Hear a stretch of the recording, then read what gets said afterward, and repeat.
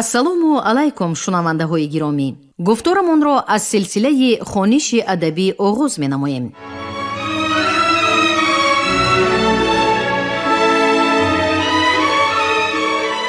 ба таваҷҷӯҳи шумо китоби якуми асосгузори сулҳу ваҳдати миллӣ, пешвои муаззами миллат, президенти ҷумҳурии Тоҷикистон муҳтарам Эмомалӣ Раҳмон забони миллат ҳастии миллат таҳти унвони ба сӯи пояндагӣ дар қироати корманди шоистаи Тоҷикистон Ализода Абдурашид Хоҷампур. гуфтори 16.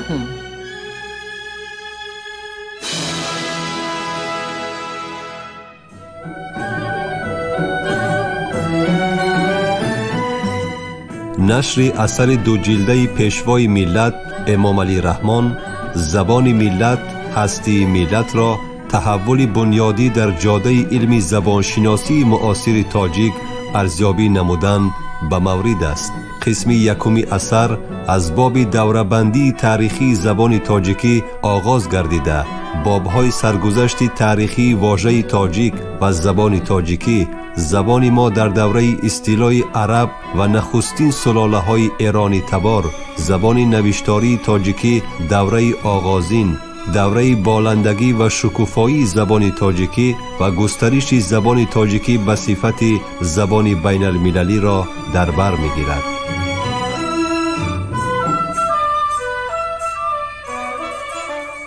یکم، تخمین بارتولت درباره در دوران اسلامی از شکل پیشین تاجیک پیدا شدن شکل‌های بعدی تازی و تازیک اساس علمی ندارد. مخصوصاً در همین دوره نام تازی به معنای عربی زبان از تاجیک فرق می‌کرد. دوم، برای همان زمان با ظهور عرب‌ها در آسیای مرکزی پیدا شدن واژه تاجیک یا تاجیک از تزی یا تزیک به معنای عرب و تماماً فرق نکردن عرب‌ها از خلق‌های ایرانی تبار آسیای میانه که ترک‌ها با آنها رابطه‌های بی‌واسطه داشتند اساسی واقعی ندارد. سوم، باید به نظر گرفت که در یک سالنامه تیبتی سال 732 میلادی تاجیکان همچون ساکنان بومی ایرانی آسیای مرکزی و همسایگان نزدیک چین در غرب یاد می شوند. این ما را وادار می کند که عقیده فرقیت کلی داشتنی واژه‌های تازی و تاجیک را باز هم بیشتر تصدیق نماییم. چهارم، واژه شناسی درست احتمالی واژه تاجیک همان ریشه شناسی مردمی تاجدار از روی داشتن کلاهی مانند تاج یا شانه می باشد. ششم، در زبان پهلوی ساسانی پارسیک یا فارسی میانه کلمه تاجیک در مورد عرب یا عرب‌های ایرانی شده و هم عرب‌هایی که دین زردشتی را پذیرفته بودند به کار رفته است. هفتم، ظاهراً کلمه تاجیک از راه زبان پارتی به سغدی و بعد به فارسی دری همزمان با ظهور اسلام وارد شده است. بعضی را عقیده بر این است که لفظ تاجیک در زبان ختنی قدیم که بر رسم الخط برهمنی نوشته شده مستعمل بوده است. هشتم، مغولان غیر خود را تازیک می گفتند. همین که ترکان ظاهر شدند این کلمه را درباره آریایی ها یعنی خلقهایی که ترک نبودند استعمال کردند.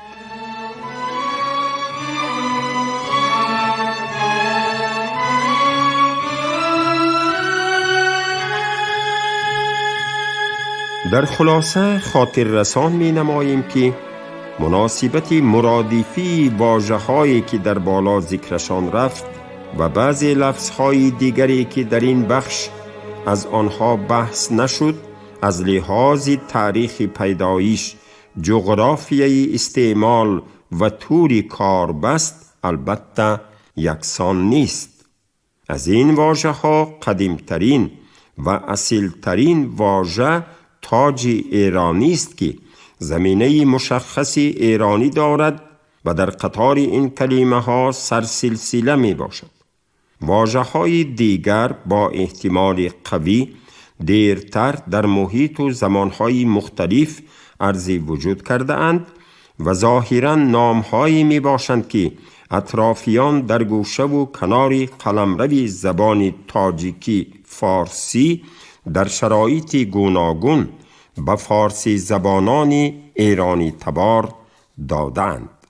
بنابراین مناسبت مرادفی این واژه ها با کلمه های ایرانی، پارسی، فارسی، عجمی و تاجیکی در تمام پهنای قلمرو زبان تاجیکی و در طول تحول آن یک نواخت نبوده است.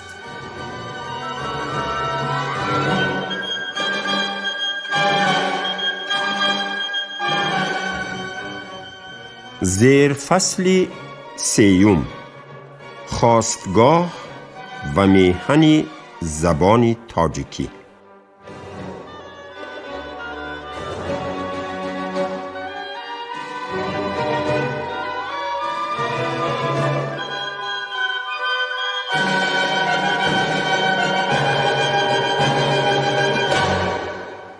زبان تاجیکی که امروز زبان رسمی و دولتی جمهوری صاحب استقلال تاجیکستان است، از کجا سرچشمه می گیرد و آن محصول کدام دور و زمانی انکشاف تمدن آریایی تباران است؟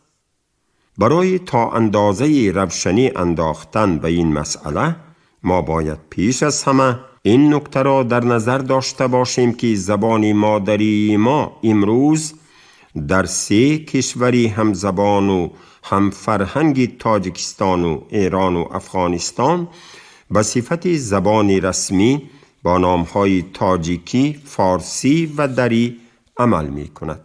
اگر از چند تفاوت‌های لغوی، آوایی و اسلوبی صرف نظر کنیم، می بینیم که این زبان در هر 3 کشور دارای ترتیب و ساختمان دستوری یگانه بوده. در درازای تاریخ تغییرات جدی را از سر نگذرانده است. حالان که در طول عصرها این زبان نه تنها در این 3 منطقه بلکه در منطقه های تحت تسلط زبان های دیگر نیز وظیفه ارتباطی هم رسمی و هم غیر رسمی را اجرا کرده است.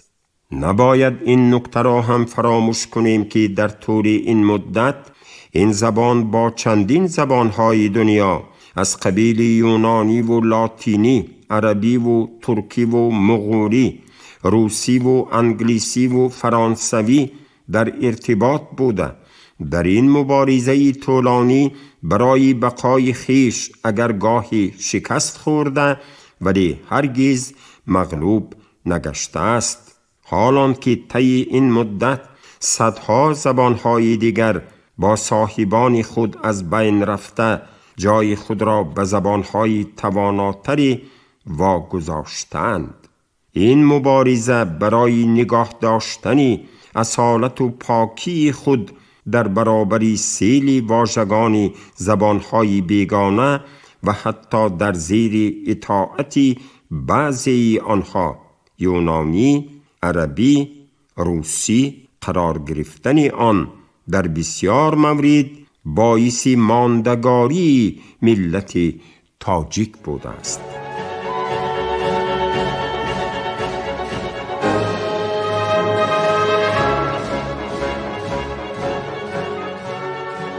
درباره زادگاه و خاستگاه زبان تاجیکی سخن راندن معنای آن را ندارد که ما خواسته ایم این زبان را در محدوده جغرافی یک منطقه قرار داده این یا آن سرزمین انتشار زبان را نسبت به دیگر منطقه بالاتر گذاریم. زبان تاجیکی به عقیده ما هر قدر برای یک تاجیکی تاجیکستان و آسیای میانه همچون زبانی مادری مقدس باشد، همان قدر برای تاجیکان و فارسی زبانانی افغانستان و ایران و دیگر منطقه ها عزیز و گرامی است. به همین خاطر طرح این مسئله خصوصیت علمی و بیشتر جنبه تاریخی و آموزشی دارد.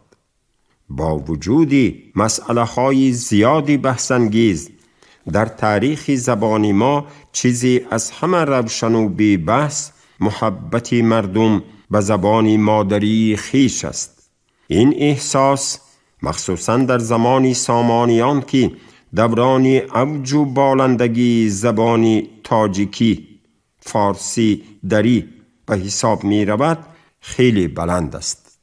نویسندگان نخستین کتاب‌های مستقل، برگردانندگان اولین کتاب‌های علمی و دینی از زبان عربی به این زبان و اهل تحقیق و دانش دوره‌های بعد در ستایش این زبان مطالب جالب نوشته، گاه‌ها از روی عشق و علاقه مبالغه ها هم کردند.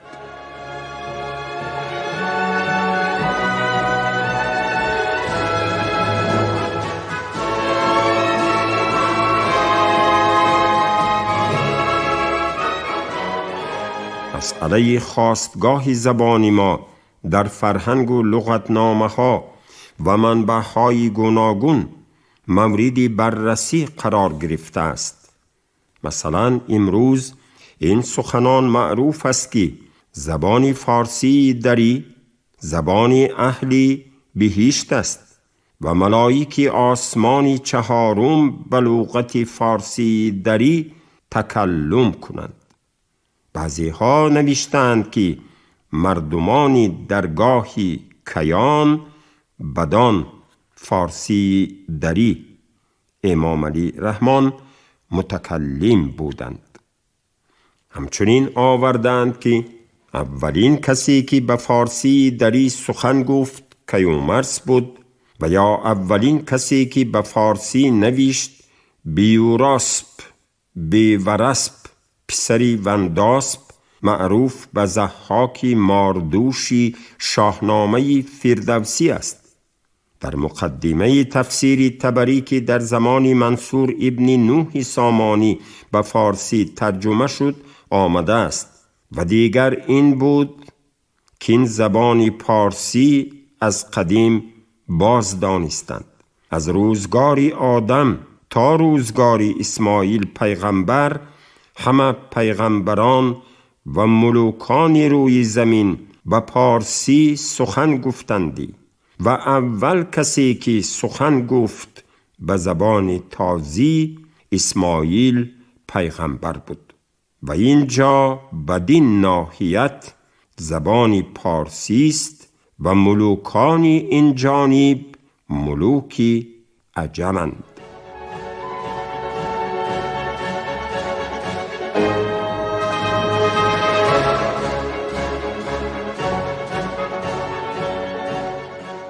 مؤلف فرهنگ برهان قاطع می نویسد که زبان فارسی در زمان جمشید به وجود آمد و امثال آنها. اما از اینها اگر بگذریم، کهن‌ترین اخبار در مورد شناخت زبانهای ایرانی از جمله زبان فارسی دری قول مترجم معروف آثار فارسی میانه به عربی عبدالله ابن مقفع به شمار می رود و اما قدیمترین مأخذ و منابعی که راجع به زبان فارسی دری معلومات داده اند آثار مؤرخان و جغرافیا نگاران عرب است.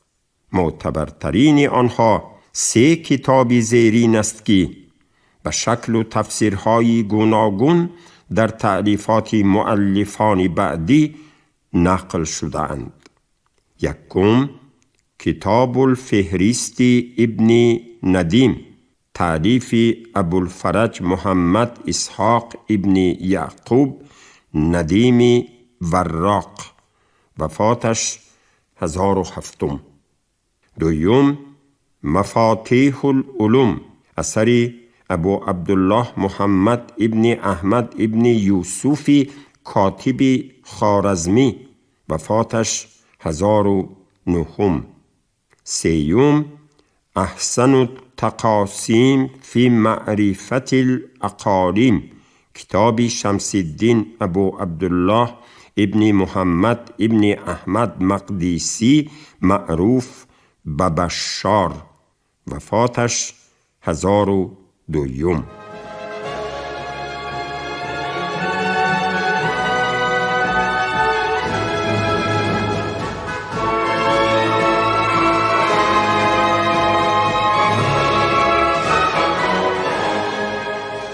بنابر گفته ابن مقفع زبانهای فارسی، ایرانی در نظر است. امام علی رحمان از پهلوی، دری، فارسی، خوزی و سوریانی عبارتند. از این زبانها از جمله زبان پهلوی زبان 5 شهر اصفهان، ری، همدان، نهاوند و آذربایجان و زبان فارسی زبان موبدان و علما و مانند اینها دانسته شده است که بیگمان همان زبان فارسی میانه ساسانی در نظر است. همچنین تأکید گردیده است که زبان فارسی یعنی زبان فارسی میانه امام علی رحمان لغت مردم فارس است، ولی زبان دری زبان شهرهای مدائن توصیف شده است. اما دری لغت شهرهای مدائن است و در دربار پادشاه بدان سخن گویند و منسوب است به مردم دربار و لغت مشرق و بلخ در آن غلبه دارد. باید خاطر نشان کرد که محض همین اندیشه در تعریفات بیشتری محققان بعدی به تکرار ذکر گردیده، اکثری محققان را به اشتباه آورده است. از جمله خوارزمی این اندیشه ابن مقفع را درباره زبانهای ایرانی در کتاب خود بدون اشاره به مؤلف یا صاحب الفهریست و یا مأخذ دیگری چنین آورده است: در سخن گفتن به 5 زبان پهلوی، دری، پارسی، خوزی، سوریانی گفتگو می کردند.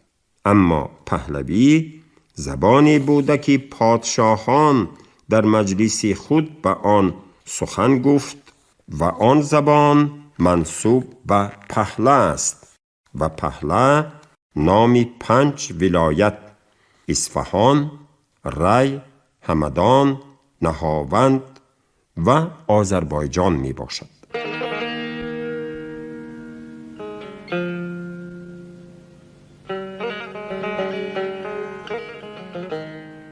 اما پارسی زبان موبدان و کسان ایشان بود و در ولایت پارس رواج داشت.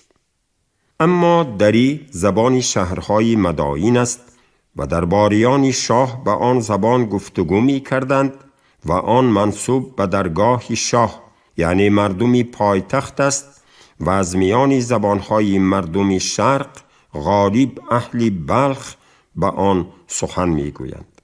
اما خوزی زبانی است که منسوب به ولایت خوزستان می باشد و پادشاهان و بزرگان در خلوت و هنگام فراغت و در گرمابه و آبزن و جای شستنی تن به آن سخن می گویند. اما سوریانی منسوب به ولایت سوریستان یا عراق است. از اینجاست که مؤلفان بعدی به تقلید این عقیده زبان دری را به مدون المدائن یعنی شهرهای مدائن نسبت دادند، ولی در عین زمان تأکید کردند که در این زبان لغت مشرق و بلخ نفوذ دارد. اندیشه اول یعنی زبان شهرهای مدائن بودن زبان دری را محققان امروز چندان صحیح نمی شمارند. زیرا مدائین نامی عربی پایتخت دولت ساسانیان تیسیفون بوده. این شهر در نزدیکی های بغداد امروزه قرار داشت. عرب ها سال 637 این شهر را ضبط کرده در ارتباط به بزرگیش در قیاس شهرهای دیگر وی را مدائین، واژه عربی مدینه شهر، جمعش مدائین، نام نهادند. به اندیشه بعضی محققان عباره شهرهای مدائین همچنین میتواند معنی شهرهای بزرگ و اساسی که در زمان ما آنها را میگاپولیس یا شهرستان میگویند نیز استفاده نماید و احتمالاً در اقتباس بالایی محض به همین معنی استفاده شده است. زیرا این حقیقت که زبان رسمی دین و دولت ساسانیان که شهری مدائین تیسیفون پایتخت آن دولت محسوب می گردید زبان فارسی میانه بود و آثار فراوان با این زبان تألیف و از زبانهای دیگر ترجمه شده است، جای شک و شبهه ندارد.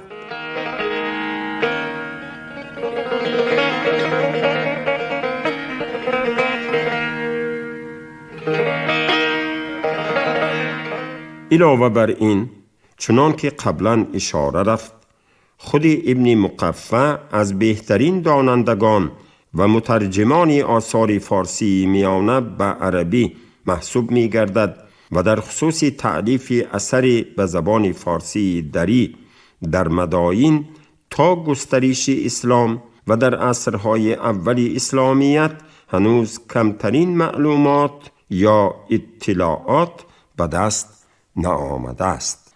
دیگر مطلب اقتباس بالایی که ابن مقفع زبانهای دری و فارسی را در برابر پهلوی زبان مستقل می داند شایسته توجه است، ولی عقیده او در مورد زبانهای سوریانی و خوزی قابل اعتماد نیست. معلوم است که زبان سوریانی از خانواده زبانهای ایرانی نبوده، لهجه زبان آرامی شرقی از خانواده زبانهای سامی می باشد. زبان خوزی به احتمال برخی از محققان بازمانده زبان قدیمی ایلامی است. در ردیف زبانهای ایرانی نام بردن زبان سوریانی و زبان خوزی بیشبهه از هم تأثیری این زبانها که طی سالیان و حتی قرنها در جوار همدیگر قرار داشتند و خط سوریانی یا آرامی اساس که بیشتری یادگاری های خطی دوره میانه زبانهای ایرانی به این خط نوشته شده اند شهادت می دهد. این مطلب که در زبان دری لغت مشرق و بلخ غلبه دارد، یعنی اکثری واژگان و اصطلاحات زبان دری را واژگان و اصطلاحات مشرق و بلخ تشکیل می دهند، می توان گفت نخستین نظریه معتمد است که به آغازگاه اصلی زبان تاجیکی دری بودن بلخ و دیگر شهرهای شرق ایران تاریخی یعنی خراسان و ماوراءالنهر اشارت می کند.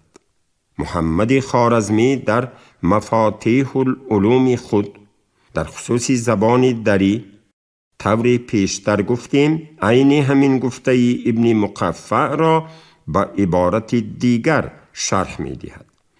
دری لغت مردمی شهرهای مدائین است و کسانی که در دربار شاه بودند بدان سخن می گفتند. پس این کلمه منسوب به دربار است و از بین لغت اهل مشرق لغت مردمی بلخ در آن غالب است.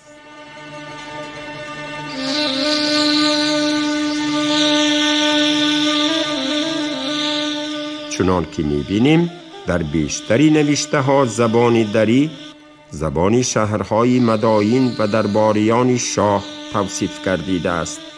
پس سوال به میان می آید که این زبان از ابتدا زبان کدام شهر و درباری کدام پادشاه است؟ گمان می رود به این پرسش باری نخست مؤلف فرهنگ جهانگیری 1017 1608 جمال الدین حسینی اینجو پاسخ جسته است.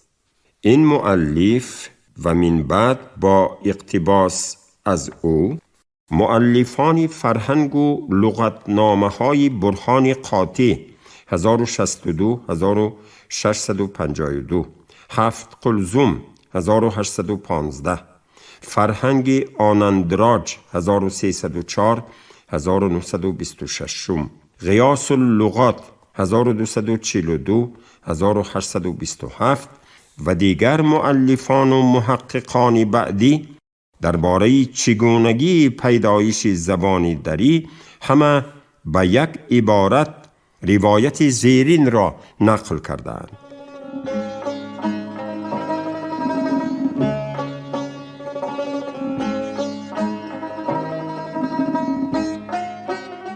در زمان بهمن اسفندیار چون مردم از اطراف عالم به درگاه او می آمدند و زبان یکدیگر را نمی فهمیدند، بهمن فرمود تا دانشمندان زبان فارسی را وضع کردند و آن را دری نام نهادند، یعنی زبانی که به درگاه پادشاهان تکلم کنند و حکم کرد تا در ممالک به این زبان سخن گویند.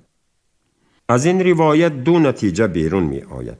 یکی این که زبان دری زبان دربار حاکمان بلخ است، زیرا بهمن پسر اسفندیار حاکم بلخ بود، و دیگر زبان دری از زبان فارسی پهلوی وضع گردیده است. ولی نتیجه دومی، یعنی از فارسی یا پهلوی مشتق گردیدن زبان دری، به مطالب در بالا یاد شده مخالفت دارد. مؤلف احسن التقاسیم در خصوص زبان دری بودن زبان اهل بخارا و دربار امیران وی اظهار نظر کرده است.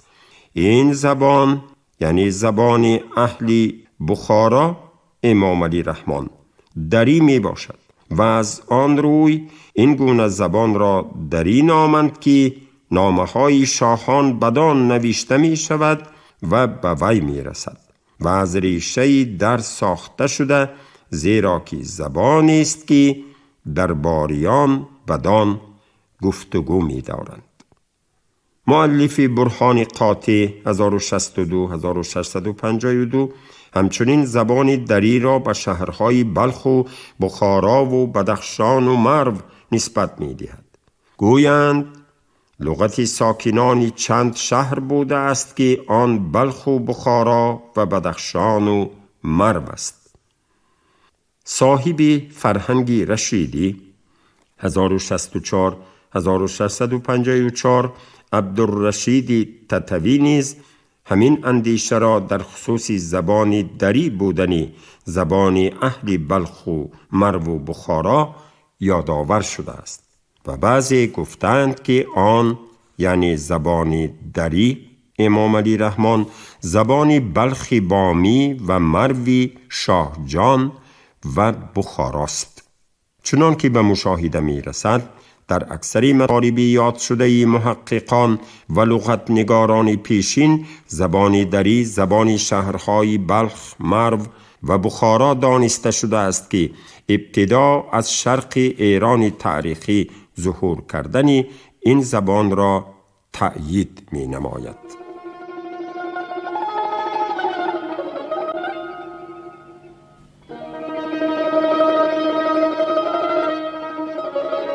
شما گفتاری 16 را از روی کتاب یکم اساسگذار صلح و وحدت ملی پیشوای معظم ملت پرزیدنت جمهوری تاجیکستان محترم امام علی رحمان زبان ملت هستی ملت تحت عنوان به سوی پایندگی در قرائت کارمند شایسته تاجیکستان علیزاده عبدالرشید خوجمقل شنیدید.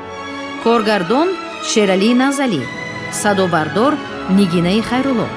پایان گفتار از سلسله خوانش ادبی.